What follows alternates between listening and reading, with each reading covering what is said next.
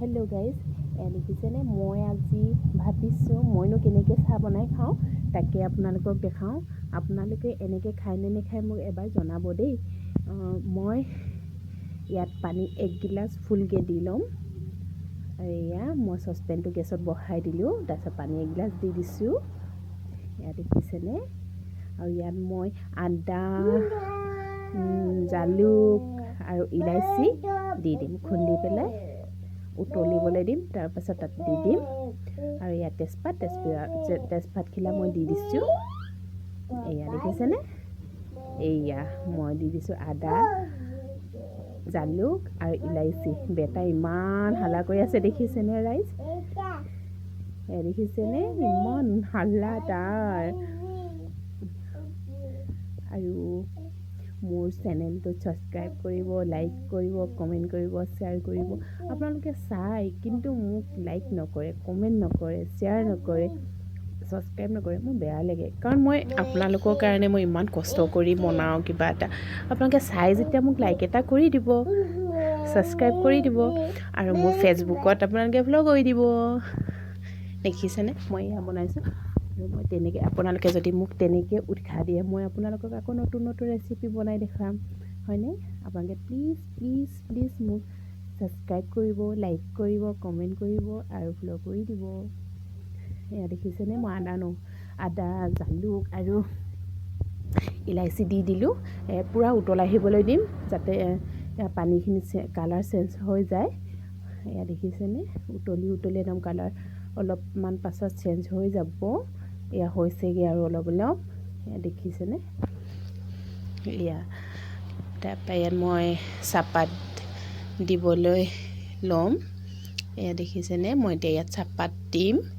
আৰু ইয়াত মই চাহপাত ডাইৰেক্ট এনেকৈ দি নিদিওঁ, মই অকণমান হাতত লৈ ল'ম।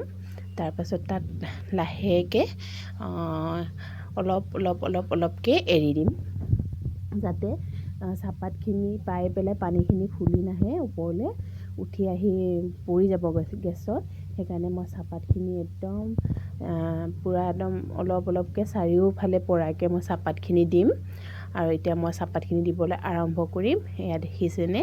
এয়া মই এনেকৈ চাহপাতখিনি দিছোঁ। আপোনালোকে এনেকৈয়ে দিব, নহ'লে বা চাহপাত দিয়াৰ লগে লগে ফুলি আহি পানীখিনি ওপৰলৈ গুচি আহিব।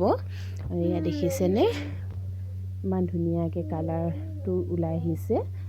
পানী যিমান উতলাব, তাৰ আদাৰ, তেজপাতৰ আৰু ইলাচিৰ যিটো গুণ, সেইখিনি সকলোবোৰ চাহত এৰি দিব। আৰু এয়া দেখিছেনে? মই চাহপাতখিনি এনেকৈ দি দিছোঁ। মই ইয়াত দেখিছোঁ এনেকৈ দিয়াৰ কাৰণে পানীখিনি ফুলি আহিছে। চাহপাতখিনি ডাইৰেক্ট দি দিয়াৰ কাৰণে এনেকৈ নিদিব, অলপকৈ দিব। আপোনালোকক দেখাবলৈ মই তেনেকৈ দিছিলোঁ। এয়া দেখিছেনে? এনেকৈ। আৰু ইয়াৰ যিমানখিনি মই পানী পূৰা 1 গিলাচ পানী দিছিলোঁ, তাৰ জোখত মই আধা গিলাচ গাখীৰ ল'ম। আৰু তাত মই আধা গিলাচ গাখীৰ ইয়াত এড কৰি দিম। ইয়াত মই কিন্তু চাহপাতৰ লগতে চেনি দিব লাগিব আকৌ দেই। যদি আপোনালোকে গাখীৰ দিয়াৰ পাছত চেনি দিয়ে, তেতিয়াহ'লে গাখীৰ একদম পাতল কৰি দিব। তো আপোনালোকে সদায় চাহৰ লগতে চেনি দি দিব, যাতে তাতে ঘোল খাই পেলাই চাহৰ লগত মিক্স হৈ যায়। আৰু গাখীৰ দিয়াৰ পাছত কেতিয়াও চেনি নিদিব। গাখীৰ দিয়াৰ পিছত চেনি দিলে গাখীৰৰ যিখিনি তাৰ কালাৰ ওলাব লাগে সেয়া নোলায় আৰু পাতল হৈ যায় গাখীৰ। এয়া মই গাখীৰ আধা গিলাচ দি লৈছোঁ। ইয়াতে মই আমুল দিছোঁ গাখীৰ। এয়া দেখিছেনে? ইয়াত দি দিয়া কালাৰ ইমান ধুনীয়াকৈ ওলাইছে দেখিছেনে?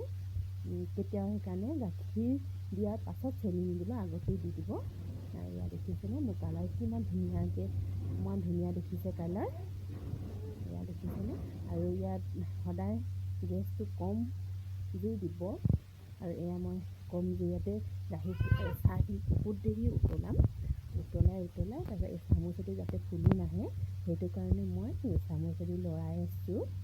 আৰু এয়া দেখিছেনে? মই গাখীৰ চাহখিনি একদম ধুনীয়াকৈ একদম ওপৰলৈ আহিবলৈ দিয়া নাই। ওপৰলৈ আহিব লওঁতে মই চামুচেদি লৰাই দিছোঁ। আৰু জুইটো কিন্তু মই কমেই থৈছোঁ। মই যদি ভাবোঁ মোৰ প্ৰয়োজন হৈছে জুই বঢ়াবলৈ, অকণমান দেৰি বঢ়াই দিম, তাৰপৰা আকৌ কমাম। তেনেকৈ মই হেৰি কৰি লৈছোঁ। এয়া মোৰ চাহ হৈ গ'ল। এয়া চাহ দেখিছেনে, ইমান ধুনীয়া কালাৰ। এয়া চাহ কি মজা।